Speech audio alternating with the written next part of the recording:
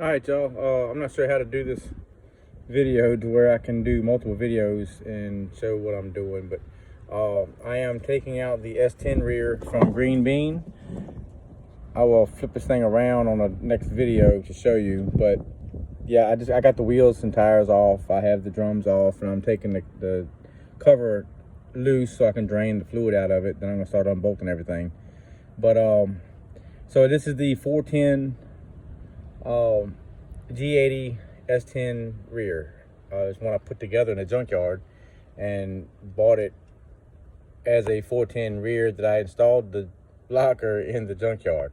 Don't know how it survived like it has, but I'm taking it out. I'm putting in the I have a 8.5 rear out of a 72 Nova that I have narrowed down to the S10 width. I have Moser axles, I have a lunchbox style locker, and 488 gears. So I took it to the track yesterday, and my God, with the 410 gears, it's still wanting to go almost to the 8th mile before I shift. You know, I have a power glide in it, so a 2-speed. So that, you know, doesn't help much when it comes to that. But the 488s, I almost went with 513s. The only deciding factor in that was I will be driving it on the street. I probably would have with the 513s too, but it is what it is. I made a decision. If I don't like it, then at some point I'll go to something a little bit deeper. But anyway, I'm gonna show a video of what I got going on. Try to do little videos as I go along, and I think I can combine the combine the videos while I'm setting up to put this on YouTube or whatever. So we'll see what I can do with it. Anyway, if not, I'll just share them individually. So it doesn't make a lot of sense for me to do a really long video of the whole process. So I'm gonna try to do it in short pieces. So anyway, let me stop this thing and start again and show you the rear end that the stage is in right now. Anyway, later.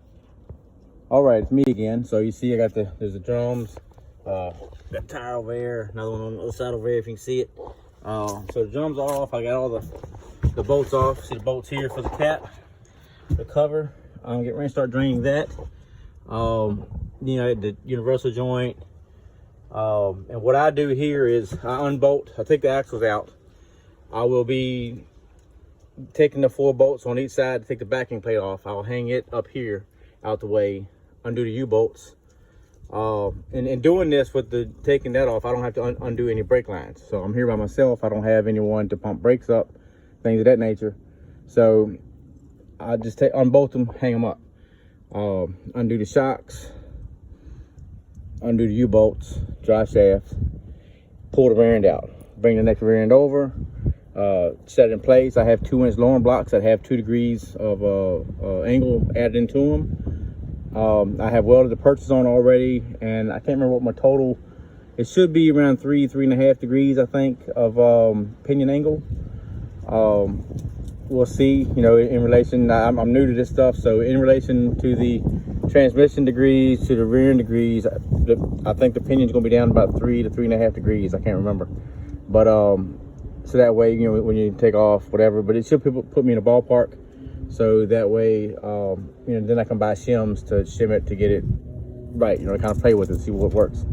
But like I said, I'm new to this, so I don't have a lot of knowledge of it. So anyway, I'm just changing rear ends, man, from 410 geared 7.625 S10 rear to a 488 geared 8.5 10-bolt rear, Moser axles. So anyway, that's what it is. Later. Okay, so as you see, I have the backing plate unbolted. This covers off, drained. I have the drive shaft is disconnected. And so the other side. The other side's hung out the way also. Making sure that the brake line is not in any like real bind or anything. It does give a little bit, which is cool. So anyway, now it's universal joints, and that should allow me to take that rear end out of here. Then I'll show you when I have it out. Then I'll show you when I'm putting the new one in. Kind of compare them side by side, let y'all see them, and yeah, go from there. All right, y'all. Later. All right, y'all. So there's the S10 rear here, and this is the Nova rear. It's a 8.5 10 bolt. You can, I don't know, you can't really see exactly, but I narrowed it down to the S10 width. Welded on the perches, the aftermarket perches, but they're just as well. Like I said before, I put somewhere 3.5 degrees nose down on the pinion as opposed to the transmission. I'm hoping that does well for me. I took it to the track yesterday, and at first I was having issues with traction, but I played with tire pressure. I didn't have my wrenches with me to mess with the cow tracks, which kind of sucked, but it seemed to do pretty well after I did the tire pressure change, which I'm using the ET Street R's, which they're not the ones with the tread that kind of go on sides. They're kind of like straight around. These actually, I can tell the difference on the street with these two. They hook a little better. But tire pressure, you know, when I'm at the track and the sun come out, the heat in the track came up and it caused the tire pressure to come up too, and I wasn't paying too much attention to that. I just know I wasn't getting good traction, so I went and ended up having like 25 pounds in the rear tires, and I took it down to 19, and with the 19 pounds it seemed to do pretty well. The radials, they say you don't want to go too low with those, you'll start losing traction, so I didn't want to go too far. Usually around 17.5 or 17 is kind of what they're saying as a bottom pressure on them things, but 19 worked for me yesterday at my power level. So anyway, back to the rear. You can see here where it was like a 4 inch or so, a little less than 4 inch, like 3 7/8 or something like that, was taken out of each side. I had a friend of mine that welds. He did them for me. I lined them all up, held them in place, and he welded them. I did the perches, and I ain't gonna show you the welds because they're pretty ugly. But anyway, you know, I had someone comment, why am I not painting the rear? If you look at the truck, you know, the truck ain't perfect. Look underneath the truck. You know, it's not painted, it's not pretty. It's just, you know, it works. It does what it do, and that's it, you know.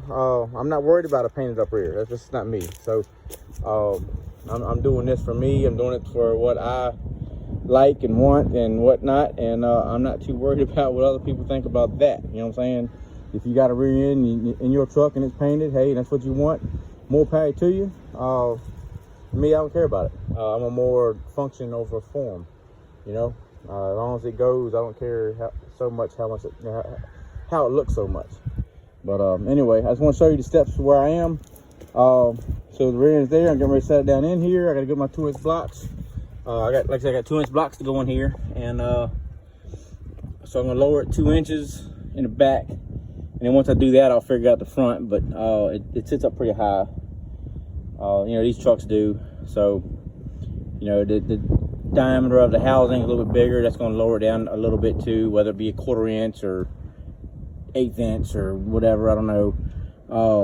Plus the 2-inch block. So I didn't want to take the other leaf out because I don't care. The ride quality I think would probably be good. I think it would be softer. I think it probably would feel better, but and maybe even more what do you call it,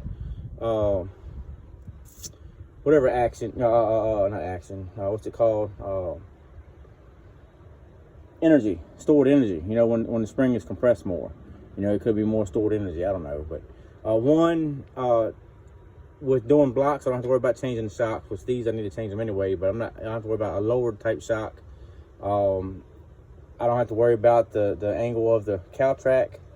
Just, you know, different things I don't have to worry about too much if I leave the springs where they are and whatever, and just put blocks in it. But I have good quality steel blocks. They already have 2 degrees in them. You know, they're kind of a heavy duty deal, so it you know, it ain't the little cheap go to Advance Auto, buy the aluminum ones, which, you know, for some people they work. But when you got something that's got some power that's hooking and whatever, I just don't think that's the way to go with these things. But I don't know.